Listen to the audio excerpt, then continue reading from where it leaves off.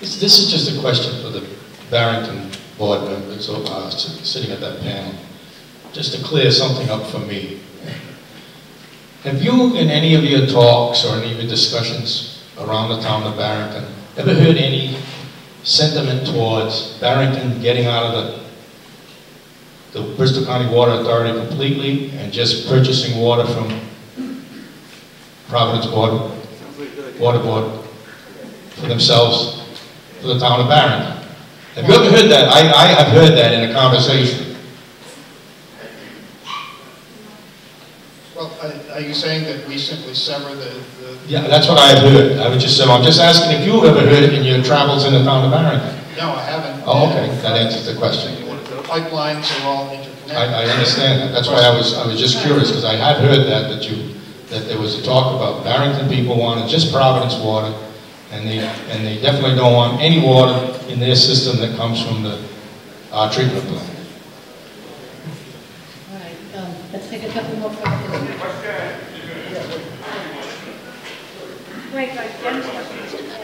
Can I just follow up? Mr. Neka mentioned that the treatment plant is currently processing 1.5... I can't hear you, Jan. I'm sorry. Closer. 1.5 million gallons a day. Is that what you said, Mr. Neka? So over 1 million. And of the total, say, 3.5 million a day. So maybe a third of the water you're processing. And it's one distribution system, is that correct? Just one distribution system? You don't have duplicates, right? So water's coming in from Providence, good Situate water, it's coming in from Providence. Are you bringing that water into the treatment plant?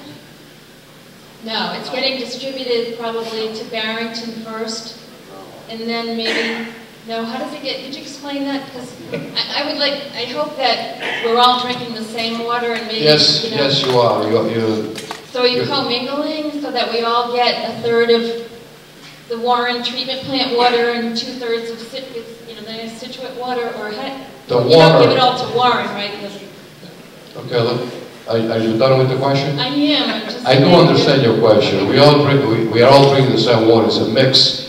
It's 30% our water, Providence, 70% Providence water. The water is pumped into the tank. The water that comes from Providence is pumped into the tank, the Bayview tank on Medicam Avenue. I'm sorry, I can't understand you. I'm sorry. So you bring it into Warren and then mix it and pump it back. Yeah, I mean, it all mixes up. The system is all connected, but there are no service connection on the East Bay pipeline. It goes into a 12-inch water main on Main Street in Warren, which feeds the Bayview storage tank. So the water is all mixed up. There is no separation in different towns. That, one town is drinking Providence water, the other is drinking Artrio water.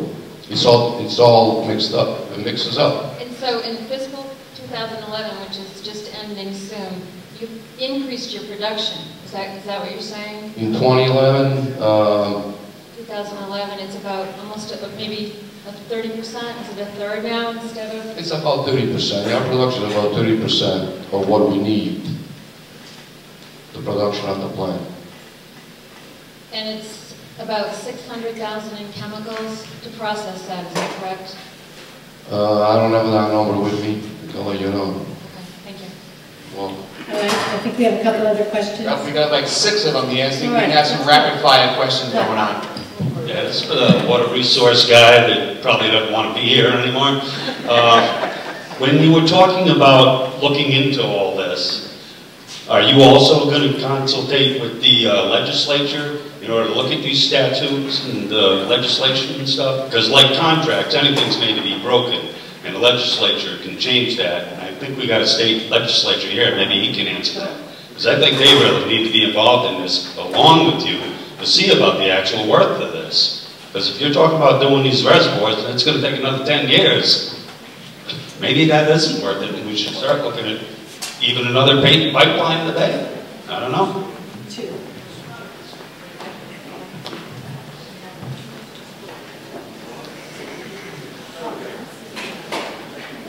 Oh, question in the back. All right, we'll get to you next.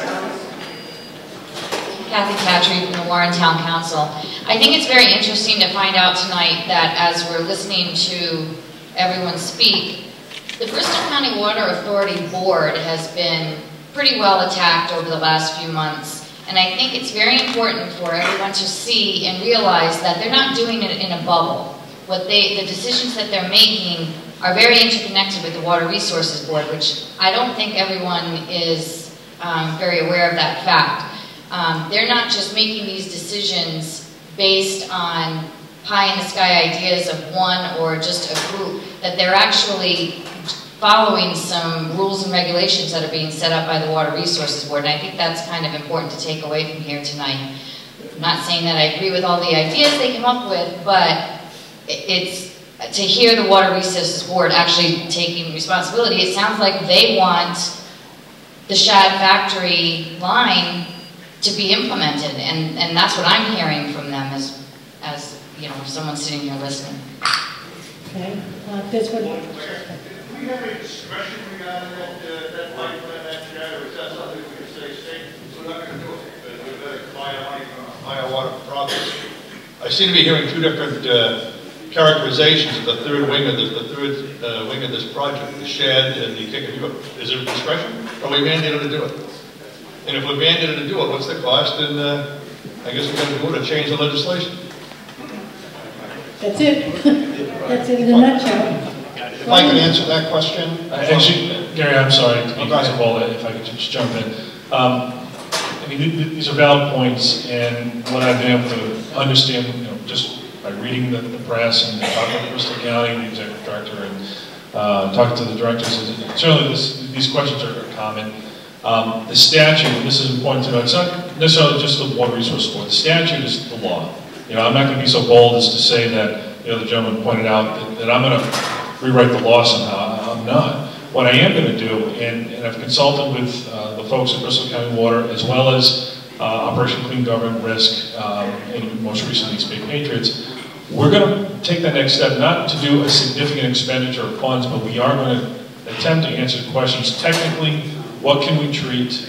What the costs are, to have a palette of options in front of us, and I believe that's what the General Assembly would want also to know before they are compelled to make any sort of snap decision as to some sort of modification to the law that they passed many, many years ago. So right now, and I know Mr. Black, I think you're going in this direction, we're not, we at the Water Resource Board, we're not, you know, heck bent on just getting the money spent and being done with it. What we want to do is evolve what we've done over many, many years, bring it current, as Mr. Morrison said, we're in 2011 now. Let's look at the options, let's look at technology, let's look at the available resources, we'll put some money, some cost figures to it, and we'll make intelligent decisions in a public forum going forward. I think there was a question in the back. 1 year first, Wait, please. oh, all right. Last man been waiting. My question is, again, I'm here to try and understand what the motivations are, why people are doing what they're doing. It seems to me the right side of the stage is pretty comfortable moving forward with the pipelines and the processing the water and doing all that. My question is this: we're only drawing down 60% of what we're authorized to draw down from the state reservoir. If we wanted to get up tomorrow morning and take down our limit, which is whatever that number was, I don't remember what the number was, but I know that we've got another 30% we could take. Could we in fact do that and reduce our reliance on the Kickamuit to like 5%? I get, that's sort of a two-part question. Is that something that you would do? And if you wouldn't do that, why wouldn't you do that? I'll have the engineer answer that question. The reason why you can do that is because there is only, there is a minimum limit at which you have to run the water treatment plant. And the limit is just about 1 million gallons a day. You can't run the plant less than that. It just won't run. The pumps won't work. The would follow up. And that's the technical reason. Would it make sense to, I guess I'm getting back to the whole redundancy question and whether we're talking about delivery redundancy or source redundancy and overall expense. So I'm thinking that if there's such a thing as this pipeline into East Providence to access the Situate water, and if we could actually do that, and admittedly we're once again going back to the Situate Reservoir, but I mean, think about insurance. I mean, there's what, 100,000 people or 150,000 people in Providence. It's the state capital. I don't think that Providence has any redundancy beyond the Situate Reservoir. So I would think that that's pretty good insurance for us as a secondary user if we had redundancy of delivery to a resource like the Situate Reservoir. I'm just trying to understand the motivations, that's all. Okay, excuse me. I think that Mr. Marchand wants to do. Pam, do you want to say something? Go.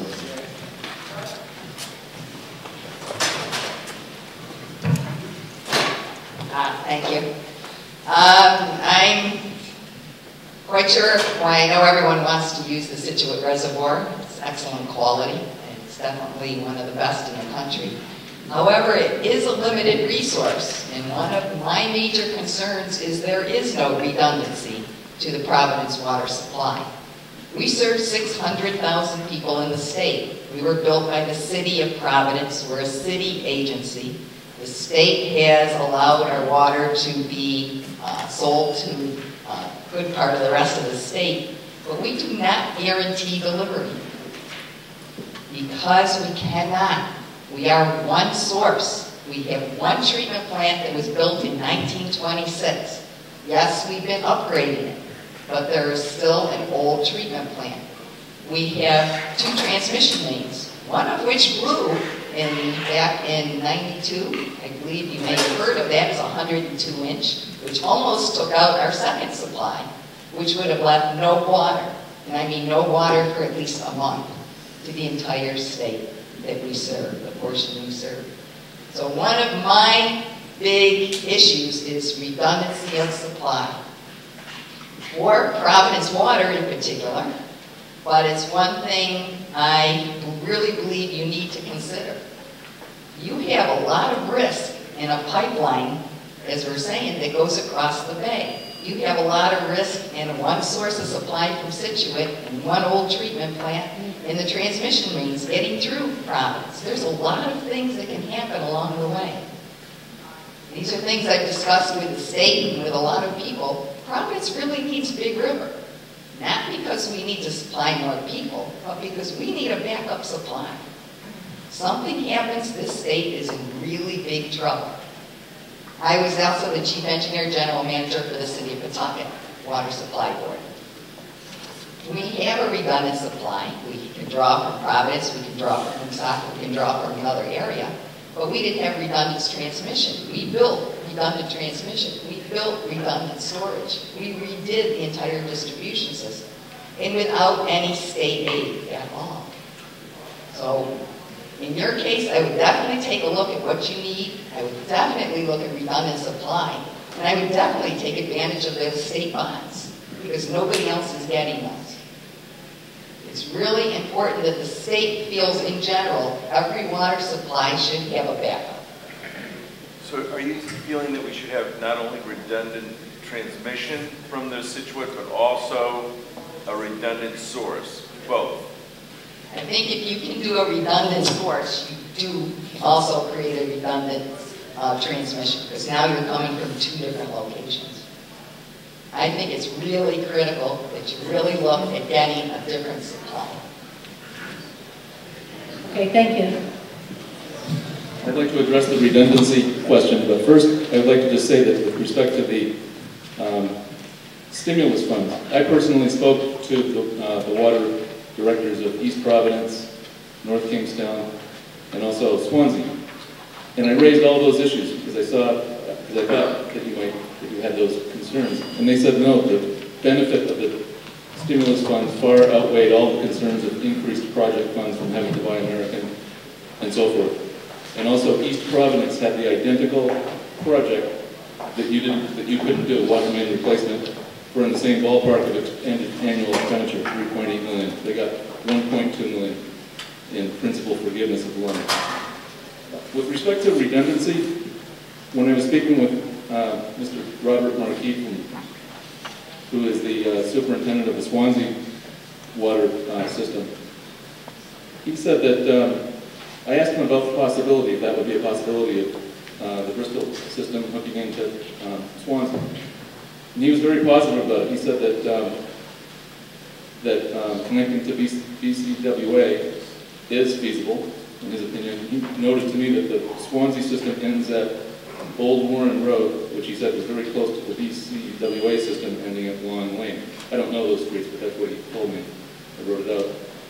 He also said that currently they produce more water with their system of wells and production facilities than they use. And he said that with the new Swansea desalinization plant, that by the way he got stimulus funding for, and he did say that it was a lot of work to go through the process. They all said that, but they all did it for their towns and their districts. He said that there'll be a lot of water available, and they've been in fact talking about that being more of a regional source of water.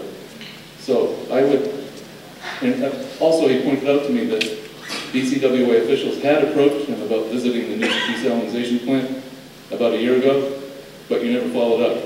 You never heard from him after that. And the CDM report, furthermore, recommends approaching, quote, neighboring communities, including Massachusetts, to investigate additional emergency interconnections. Page 6.2 of the CDM report. I would like to ask what your response is to that.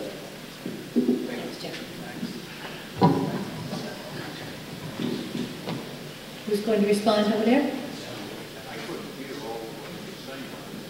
Want me to say it again? The simplest answer that I can give you is that what information we did receive from Swansea is that the cost of desalinization and the cost of us purchasing water for them is going to be sky high compared to processing our own. Yes, there would be an emergency. It is a redundant, but we'll have redundancy to also at a less costly. But if it's redundant, it's not as critical the cost of it. It's only an emergency supply. I'm just giving you the answer that you asked for. Okay. Any other questions? You got a question down here? Okay, where are you? Oh. Thank you. There's been a lot of discussion about the contracting for the auditor performance audit. And I'm just curious if the Water Authority is subject to the State Purchasing Act and has to follow the RFP provisions. And if that's the case, so when you go out to bid for accountants or auditors or lawyers, do you follow the Act? And you know, is there any thought that when you got one bid back, there might have been a modification to the qualifications that would have been rebid to give you more responses? Yes, that's a lawyer's response. The performance audit was requested by the 3 towns, and each of the town solicitors for the 3 towns evaluated whether or not it was in conformance with the town ordinances. This is not a BCWA audit, so each of the 3 towns solicitors opined on that, and they went ahead with the solicitor for Bristol and Barrington taking the lead and asking for that audit. Is the Water Authority subject to the State Purchasing Act? Did you hear the question? Is the Water Authority subject to the State Purchasing Act? I'm hesitating answering your question because the enabling legislation that does govern the BCWA has its own requirements. But to the extent that the Water Authority receives any state grants, then it does follow state purchasing. Thank you. I'd like to respond to Mrs. Mack's statement that it was It's not a BCWA performance audit? Is that what you said?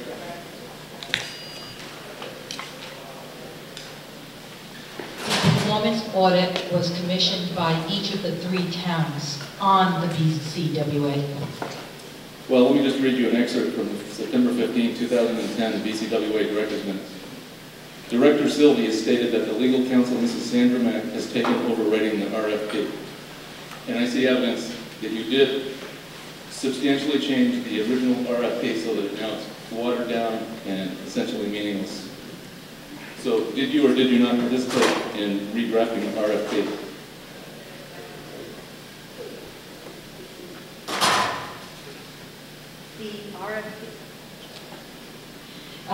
The history of the RFP process is as follows. The solicitor for Bristol circulated for comment an RFP and asked my participation with the help of the executive director in compiling the information that would go for the Bristol County Water Authority. I submitted that to council, all 3 councils, as well as to the solicitor. At the time, we got an initial bid, we meaning the 3 councils and me, with respect to the scope of the original RFP, and that bid came to over $80,000. Each of the 3 town councils were very concerned about the cost of providing an RFP and whether or not they had the budgeted funds for it. At that point, it was agreed that each of the 3 town councils and the Bristol County Water Authority would each contribute equally to that. In addition, to the extent that they asked questions about pension matters, and this was in an open meeting of all 3 town councils, at which Mr. Morse was there, and I believe Mr. Black, you were there as well, or your wife, where we discussed the additives that some of the council members requested from each of the 3 councils. So we added things to the RFP, and at that same meeting in open session, we deleted some things from the RFP. The 2 costly parts of the RFP that were deleted related to pension, because it was felt that the actuarial report, as well as some of the other questions that had been raised, in particular by Warren, were being addressed. And then secondly, the engineering was being done by CDM. There was another engineering report that was in the process of being done by Water Resources Board. And it was felt that to have yet another engineering firm look at what was being done concurrently was spending money that didn't need to be spent. Qualifications and parts of the RFP to keep the cost to something that was budgeted by the 3 towns, but in return asked for some other added provisions that weren't part of the original RFP, one being whether or not putting the Water Authority under PUC, how that would impact the water rates. And so that was added, and a few more things were added. So I think that the process was one that was done in full meetings. There were things that were added, there were things that were deleted, and I was very involved in the editing of the RFP to the extent it involved the Bristol County Water Authority. But I did not originally write the RFP. But you were involved, as you just said, in editing it, and it was all edited in BCWA's, I'll use the word favor, to make it designed, and I put them side by side, did a comparison, all designed for a result that would make BCWA look better than it is. You know, there's the elimination of complying with government auditing standards. There's the elimination of the task to look at production versus supplying all the water. And there was just different terms put in throughout to water it down and make it meaningless. It really is meaningless. And the fact is you were involved, and as Director Sylvia said, you took over writing the RFP. I mean, I know that. It wasn't in a public forum. Thank you. And you have something to say? Marina, Ocean State Clean Government. Bristol County Water Authority, Board of Directors, community, legislators, senators, reps. Thank you for hosting this forum tonight. Certainly appreciate you having this public forum, and we're more than happy to help You facilitate. helped, yes, you were a big help. And we're more than happy to help facilitate another one after we receive our audit report back on the 26th, so that we can go into further discussion, if everyone so chooses. I have to say, being an elected official of the town of Bristol and chairman of the town council, I take exception to your words, Mr. Black. And quite honestly, as I said to Marina, anyone can claim fire in a crowded auditorium without actual facts. I have the facts right here. No, you don't have the facts, Mr. Black. I have them right here. You just made accusations. You just made accusations that Mrs. Mack handled the RFP entirely in favor of the Bristol County Water Authority. I didn't say entirely. She did it with you and Mr. Black, I was in those negotiations, and I can give you actual facts because I sat there. And we also made sure that we were not violating any open meetings laws, because we had additional solicitors look at that fact. The fact of the matter is, when one bid came in, we were concerned that it was only one bid that came in, and we interviewed that bidder to make sure that they had the qualifications to do a good, clear, factual, and intense audit that would ultimately satisfy the use of taxpayer funds in addition to Bristol County Water Authority funds, so that we can help find answers or corrective measures to help facilitate this water authority, which is a valuable asset to the East Bay communities, as it has been stated on many occasions here. And thank you for recognizing the fact that many of the councils do like to see redundancy of source as well as redundancy of distribution. Because, as Mr. Farrier has stated, water will become blue gold in the very near future. And if you ever put a value to the Bristol County Water Authority, it would far outweigh the liabilities or debt service that it currently has, first and foremost.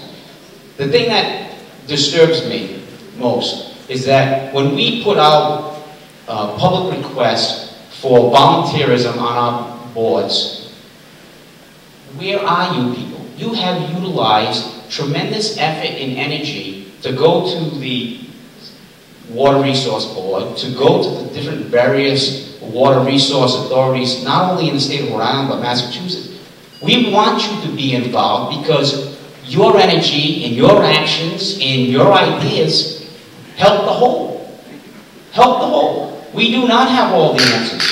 I don't think anybody claims to have all the answers. This is why we encourage these public forums. Because when we put all of our heads together, we might find something out that some of us didn't know. And we have seen that happen more often than not. I am very proud to have sat with not only the chairman of the town council in Warren, but also the chairman of the town council in Barrington on many occasions. But I'm also very proud of the fact that we have initiated tri-council meetings amongst our communities, not only to discuss issues with the water authority, but to discuss common issues that concern us all across town borders that can ultimately benefit each community in its respective ways. But please, I appreciate the civility of this meeting as well, Marina, and you know, I think it's worked out well. But Spanish Inquisition comes to mind when I see you questioning the board of directors and what they do on a volunteer basis. And I have to tell you that knowing the character and the education of some of these directors that sit on this board to work on all of our behalf, I think it is something to be considered in clear and open government. So I don't have a question, but I wanted to make a clarification. That's fine. The audit was not watered down. But I have a question. I would like to sit down with you and go through it and show you where it's watered down. But that's fine. And hopefully moving forward, whatever questions that have not been answered, we can ultimately work with the Providence Water Authority and the Water Resource Board of the state of Rhode Island and the Clean Water Finance Agency to help assist our water authority, because our success is their success for the state of Rhode Island. And that's the whole purpose of this whole situation, is the fact that without water, as a government official, economic development can't happen. And that's the difficulties that we've been faced with here locally, as well in other portions of the state, as you see with Amgen needing its own water supply in order for it to be in operation. Adding another state to the huge pile of doing nothing. Well, but you know, in order to understand it correctly for all of us, it helps immensely. Because I haven't even read the Camp Dresser. I spoke to Mr. Lincoln before the meeting. The Camp Dresser report. He didn't even know what it looked like. I showed it to him. He said, "Oh, I've never seen it before." I have a question, just one quick question. You talked about getting only one bid. What's the procedure for advertising and looking for the bids? How do you do that? How do you solicit the bids? it was advertised in the Providence Journal, if I'm not mistaken, which is advertised across the state. Okay. I believe that was what was advertised, if I'm not mistaken. It was advertised in the Providence Journal, if I'm not mistaken, correct? And you got one response. One response. And we were disappointed we'd only have one response, to be quite honest with you. The advertising was done by, I believe, the Bristol town clerk, and I believe it was in the Providence Journal, and it was for successive weeks. It wasn't just for 1 week. That's right. And it came at a culmination of a host of meetings that were publicly held with the three councils, as well as the Water Authority, that worked on the various questions and concerns, not only from the three councils and the Water Authority, but also from the public at large.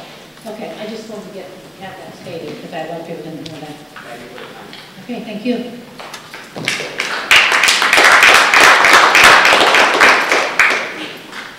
Any more questions? Oh, there we go. David? David Barbarossa, Vice Chairman, Bristol Town Council.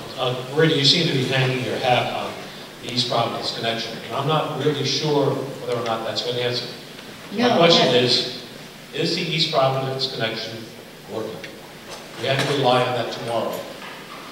Is it available? Good question. Because in their report it says it's not. As a follow-up to that, I believe the comment was made that if in fact it is working, it is only going to be able to supply 1 million gallons, which certainly is not going to meet the need. No, I think it says in the report that if it's working... Well, I'd like them to it's answer that, about 6 Marina. Okay. Yes.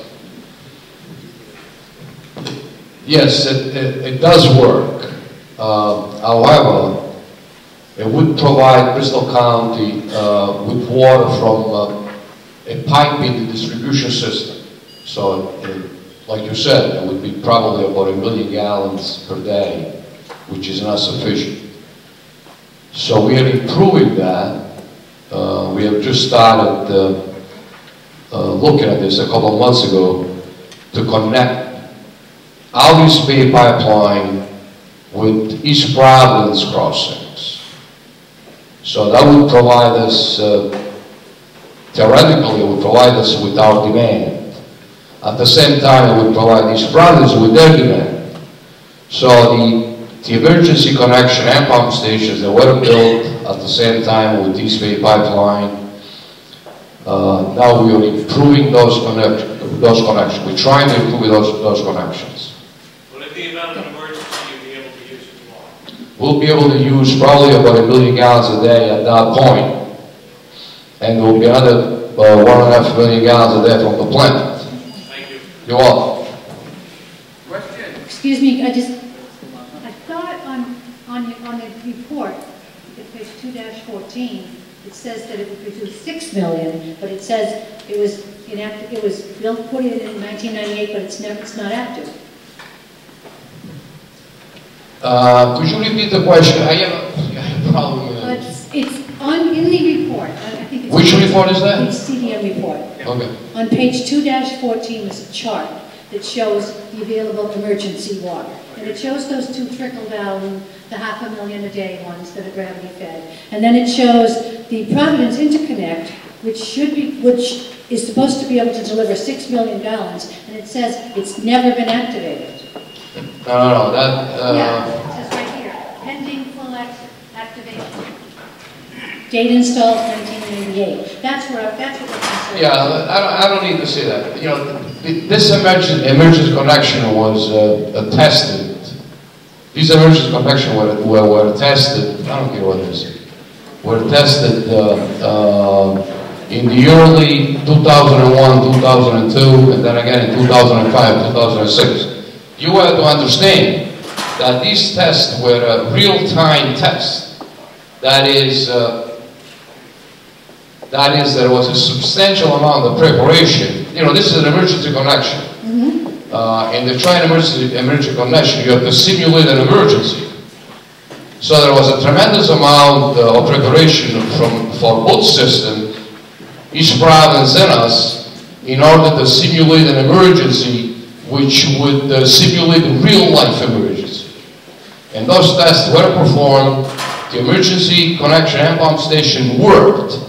But as I said before, the connection is made in the distribution main, so the amount of water that you can receive depends on what's going on at that point, at that time. For example, if there was a fire, when you need water in that location, you wouldn't get much water out of a distribution water main. What we're doing now is connect the 3 crossings to each other.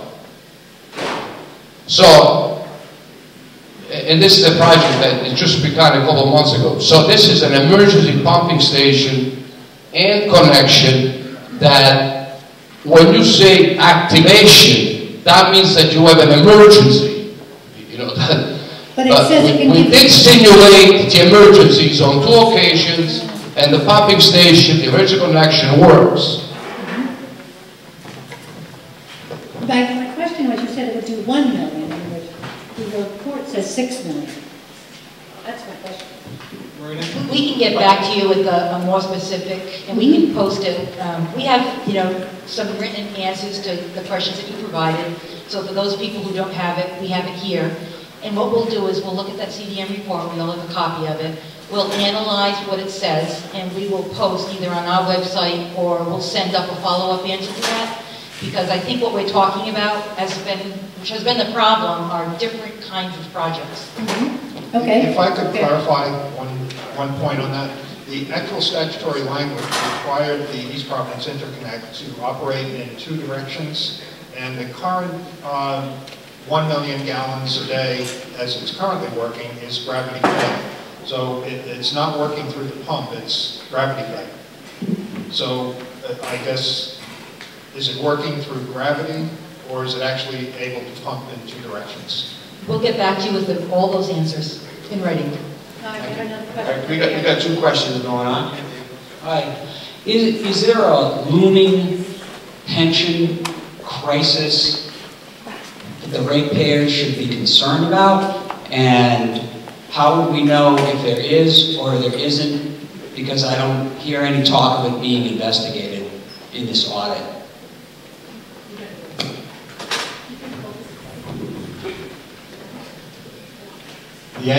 The answer to that question is no. Okay, so before the director leaves, and we still have the public here, as an interested ratepayer who's been trying to follow the workmanship that's been coming out of the Water Authority, all I can ask for is 2 things. And I'm speaking as a private first-class ratepayer. I get water just like everybody else, and while we have a humble crowd here, I would say to you that there is a very interested community out here that this small, humble crowd doesn't necessarily pay testimony to. And with that in mind, I have these 2 thoughts. One is, if you could give us clear answers on what you're going to do and how much it's going to cost, that's a very fair, I think as a ratepayer, I think we're entitled to that, number 1. Number 2 is, when you give us answers to say that, well, we're beholden to the law, and the law goes back to 1994, and all of a sudden we're going to go ahead and proceed in a tumultuous manner to get some work done, it makes ratepayers, makes us uncomfortable. And all I can say is, if you were to take one thing away from this evening, would you please be humble and open up and give us clear answers, open answers, which we are entitled to. And, and while I'm directing my comments to the Water Authority, I really think it is also appropriate for me to comment to the town councils. And that is that it's taken us a year. It's taken us a year to get here today. And we don't have to go back to where that came from. It came from the 12% 3-month lack of, too much water. That wasn't a clear answer. And we are paying, you guys are paying a price for that answer. And I think we're entitled to better answers. And I think our town councils, and as a Barrington resident, I'm going to demand from my town councils better answers. And I think you guys are up to the task, I really do. But we don't have enough information to feel comfortable. And so when we're uncomfortable, we get anxious. And out of the anxiety comes nights like tonight. Is that fair? That's fair. Very fair.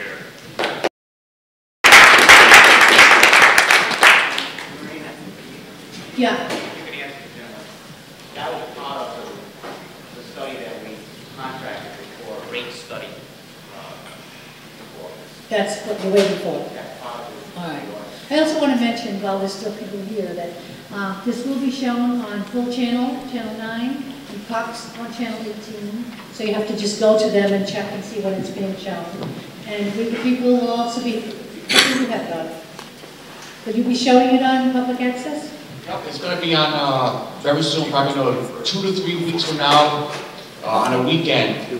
On the weekends they have on the main channel, I think it might even be out here as channel 13, and Verizon channel 32 is on the weekend, Saturday, Sunday. They have a 2-hour spot every weekend. They leave specials like this, so we're going to fill that gap up for as many weekends as we can. And also, I believe that it will be on the town, on each town's website as well. So, yeah, I just want to mention that. And, okay, any more questions now? Okay. Last chance, you can take Park America right now.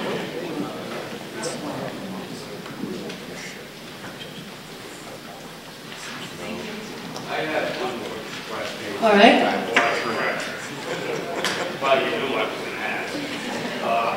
I called the health department last week and spoke to Mr. Kurzweil, who told me that they're looking into the process of mandating a minimum 20-pound pressure in the state, because they're doing it around the country, because anybody who has under 20 pounds, it allows contaminants into their home, whether they have a pressure pump or not. It's below 20 pounds from the street into the house that it allows the contaminants. And the health department is working on it, and it's the engineer from the health department that told me this. And my concern is that there's 2,400 houses like this, and I still have a concern about 50% of the fire hydrants in all 3 towns being under pressure, though I have talked to all 3 fire chiefs, and they tell me they have not had any problems with it, but I still worry if we have a major one, because we do lately have a lot of big businesses trying to move in here. So I'd like to know if you guys are still just doing another study on the pressure, or are you going by the PAR report, which basically said to deal with the high pressure line down Medicom Avenue, because that's the one that will solve it in the north of Bristol, south of Warren, which is where the vast majority of houses are, Mason Farm and all that, where the ones with the most pressure problem. So I guess my question is, do we have an update on the high pressure line in Medicom? Jack, I think you know better than anybody firsthand about the pressure. All right. And what we've done in the last few years regarding the pressure. We did a study, and we got a report back on just what steps we should do to correct it. And we came up with a figure of $6 million plus, and it's on our capital budget. And it's just a matter of when we're going to be able to get the funds to be able to do that work. And I think you understand that full well. Now, is that something you could apply to government for? We possibly could. We'll look into those. Well, that's why I'm talking the health department thing, because the health department mandates. I'm telling you, we'll look into that. know what the figure is, and it's in our capital budget, which wasn't there up until this past year. Before everybody leaves, I just want to thank all these people for coming. I mean, Thank you.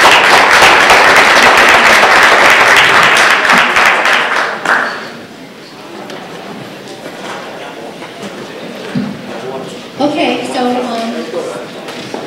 if you haven't done so already, please give your